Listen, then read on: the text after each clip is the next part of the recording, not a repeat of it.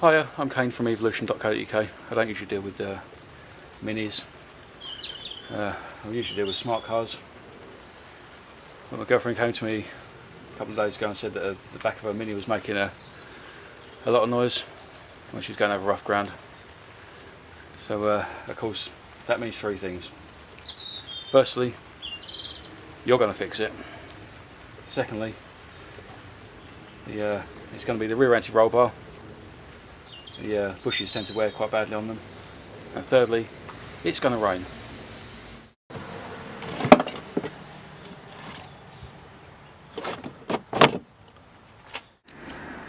Pre-loosen the wheel bolts. So if you try and do this after you lift the car up, the wheel's just going to spin around. Repeat on both sides.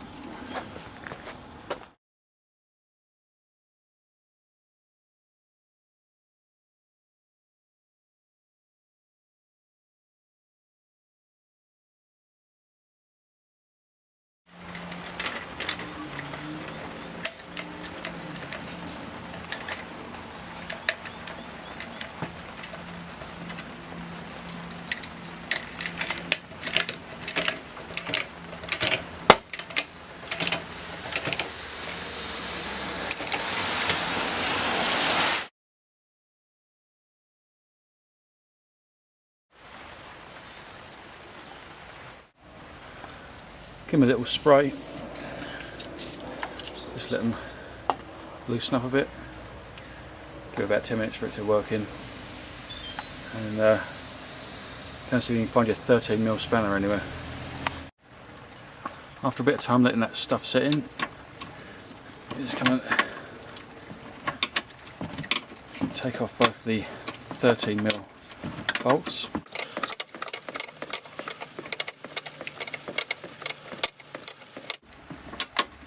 If you've got a ratchet ring spanner, it's probably a bit easier.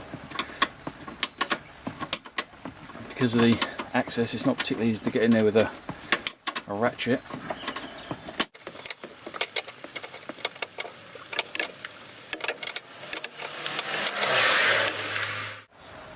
Right, the bolts aren't particularly long, about 10 or 12mm.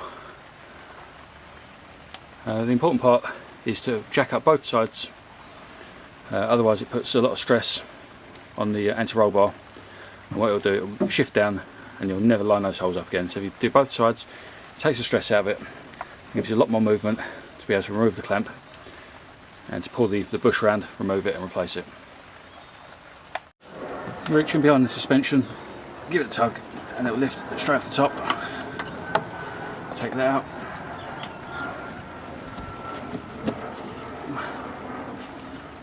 Pull that around to the side, make it a bit more easy to access. You spin it around, you find there's a split on the back. Separate the split and push it off. Simple as that. And these are replacements, direct from Mini. Just about £4.50 a go. They're usually in stock because they fail quite often, according to the service guy there. So just pop down there, tell him what you want, and chances are I'll have it. So pop the new one, flat side facing down, round into position.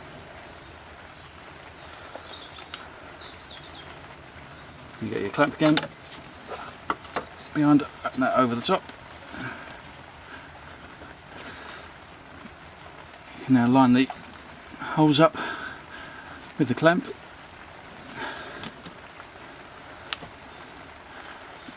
You can move the anti-roll bar up and down quite easy with both wheels off the ground. And once it's all lined up, replace your bolts. You might want to put a little bit of copper slip on there, because obviously they're in quite a bad position. They pick up a lot of water and road salt, so you can get corrosion underneath them. The chances are, if you're going to own the car more than 3 or 4 years, you're going to have to do this all over again. So a little bit of copper slip always helps for next time. Once you've put both the bolts back in, tighten them down. Not sure what the torque is. As with any bolt, if you don't know what the torque is, just do it down fucking tight. As tight as you can with your standard spanner, and that'd be lovely. You could replace these with the Power Flex ones, but to be honest, they're a bit of a rip-off. They're probably going to cost you like near on 40-50 quid for a pair exactly the same, but in a different type of rubber. They're probably not going to last any longer than maybe 6 copies of this. So there's really not any reason for paying the extra money. You're not going to get any better performance out of it. So I'll suggest sticking with the rubber ones. Once you replace the bushing on one side, it's worth putting a bit of spray over the drop links, and then repeat on the other side, and then you're all done. Take it for a drive and see if the knocking's gone away. Before replacing the wheels, a bit of copper grease on the mating face. This just stops the other wheel from binding to the brake disc. Makes it a bit easier to take off next time. Don't put any copper grease on the threads of the bolt that hold the wheels on. So that actually decrease the amount of torque that you require. Once you've got the wheel in place, line the holes up and put the bolts in by hand.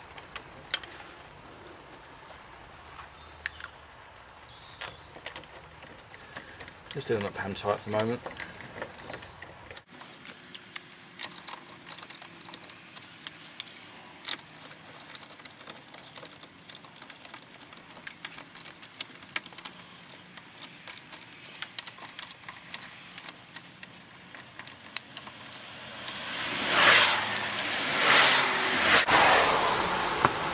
That'll help to seat the wheel against the hub.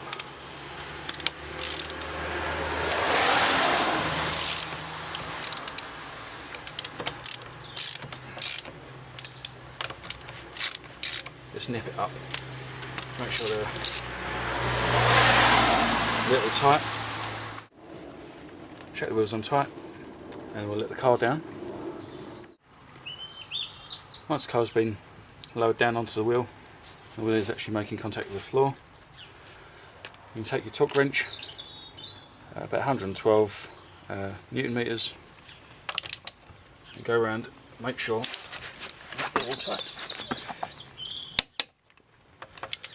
The click indicates that you reached the desired tightness.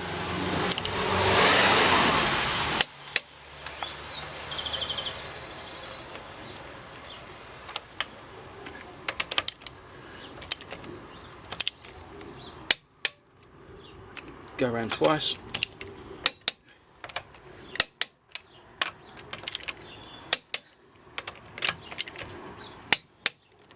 Repeat on the other side and go for a drive. So there you go, all finished. Hopefully one repaired girlfriend's Mini in the rain. Time to go and claim that blow job, I think.